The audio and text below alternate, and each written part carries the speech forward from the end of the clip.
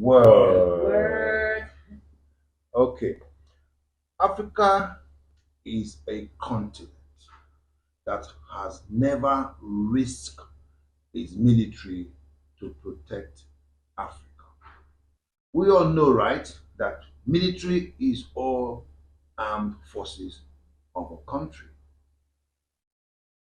Joined together, we have the army, the navy, the air force, and don't forget, we have 54 military in 54 countries in Africa. We all still don't have the voice. So we have 54 countries and we have 54 military. And we don't have the voice to protect Africa. That's the topic today. So I'm wondering how we can go about this. So distinguished guest here can help us. Yes. Good day, sir. Yeah, I'm Michael Samoyi. It's a good topic. Clearly, what you are asking is that every independent country within the continent, with their armed forces, the, in terms of the army, the navy, and the air force, would be put on alert to defend a neighboring country. That cannot happen, and we are not there yet in Africa.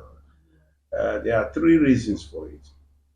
Number one is that there is no political consciousness to the level to demand African leadership to ensure that that kind of protection, which we have, for example, in the EU and also the NATO arrangement, one for all for one. That requires a lot of maturity.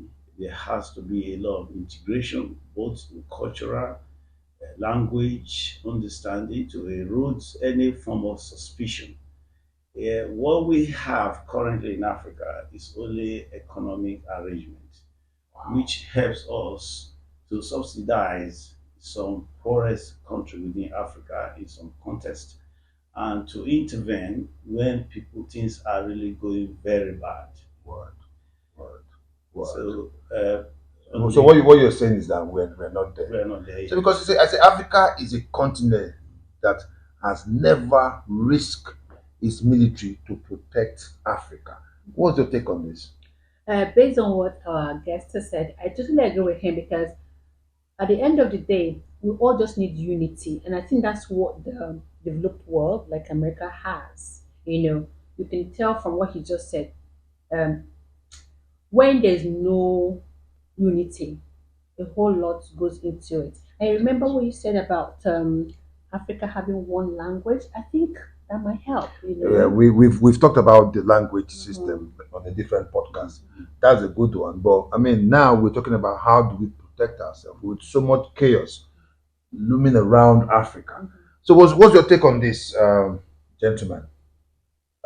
So the issue of Africa's military really begs the question: do we even have a united African force? Do we even have a force that is an African force that we can even bet on? I don't think we have that in Word. existence. Word. There are as many as at least 50 countries in Africa, and there are a lot of issues. 54. 54 precisely. Yes, So yes. exactly. So there are a lot of issues. There's a lot of polarization.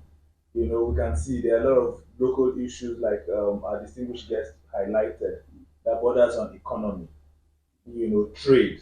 In fact, it's trade first, not even economy, because historically there are a lot of leaders who have tried to unify, such as one currency, for example, Thank you. and other issues. So it's a vital question that begs the question on the unity of the African state. Okay, see, so we all know that military is all armed forces of a country joined together. We have, as I said, the army, the navy, and the air force. So with these three combined, you're thinking that there's no way Africa can put themselves together to be able to protect Africa. I must say that in 2005, the AU, the African Union, came together in non-aggression pact, which is the primordial to what you insinuating. But to put it clearly, is nothing but just an arrangement to say, okay, where something's happening there, we share with you, we feel what the pain you feel. Wow. Nothing can happen. Nothing can happen. Now, at military integration level, that is a tertiary level. We are still not in the first level yet. The first level, which is ingrained, embedded within its language, values, culture, which encapsulates the political structure of any society. So that we are not even there yet. So we should be able to protest if there's a government that is eroding the rights and freedom of citizens in Zimbabwe. Equally, Zimbabwe should do the same for Nigeria. Exactly. So that is not happening. So we're not there yet. That's the steps we have to take. That's But I think, yeah, you could say we started something gradually, but it's a long way to go. So you see, we all are clear about this. This topic actually brought forward, by Offord and statistics, and we put it into statistics, trying to make sense out of it. And this is what we have done so far. But we're going to still talk about this. We're going to have a part two of this in the future. But this is where we're going to have to bring it to a conclusion. Yeah, if I may add, or if I may ask, the other countries in Africa, Yes. like Rwanda and one or two, are they approaching towards that? What you just said, we're not there yet. Are they? Nobody's there. Nobody's there. Nobody's there. There's no country There's in no Africa country in Africa. who is capable of defending itself. Defending itself. The whole of Africa. We'll put a word to this. Word. Word. Don't forget to subscribe and share. You guys can see what we're doing right now. It's on you. Word. It's on you. Okay.